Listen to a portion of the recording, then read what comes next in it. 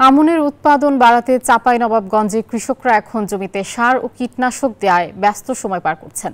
কাঙ্ক্ষিত ফলনের জন্য জমিতে প্রয়োজনীয় সেচে দিতে নিরবচ্ছিন্ন বিদ্যুৎ সরবরাহ নিশ্চিতের দাবিও জানিয়েছেন চাষিরা। এদিকে কৃষকদের প্রয়োজনীয় সহায়তা দেওয়ার কথা জানিয়েছেন কৃষি বিভাগ। চাঁপাইনবাবগঞ্জ থেকে মোহাম্মদ রফিকুল আলমের তথ্যচিত্রে ডেস্ক রিপোর্ট। প্রথমবার বিকাশ পেমেন্ট করলেই 20 টাকা ইনস্ট্যান্ট ক্যাশব্যাক। চলতি বছর চাঁপাইনবাবগঞ্জে ৫৪,৪১৫ হেক্টর জমিতে রোপা আমনের চাষাবাদ হয়েছে। উৎপাদন বাড়াতে কৃষকরা জমিতে সার ও কীটনাশক দেয়ায় ব্যস্ত সময় পার করছেন। তবে চাষিদের দাবি সার ও কীটনাশকের দাম কমানোর, এছাড়া জমিতে সেচ দেওয়ার জন্য নির্বিচ্ছিন্ন বিদ্যুৎ সরবরাহ নিশ্চিতের কথাও বলছেন তারা।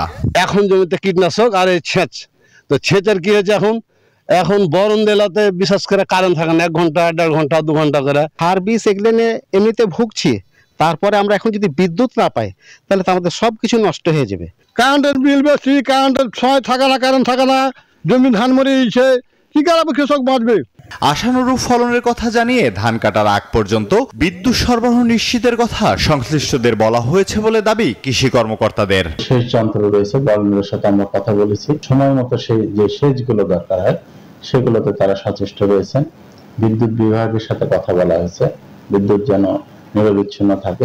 তবে প্রয়োজন অনুযায়ী বিদ্যুৎ সরবরাহ কম পাওয়ায় নির্বিচ্ছিন্ন সরবরাহ দিতে হিমশিম খেতে হচ্ছে বলে জানালেন পল্লী বিদ্যুৎ কর্মকর্তারা। গত কয়েকদিন যাবৎ এখানে আমরা চাহিদার তুলনায় সরবরাহটা অনুমতি পাচ্ছি না, যার ফলে লোডশেড হচ্ছে।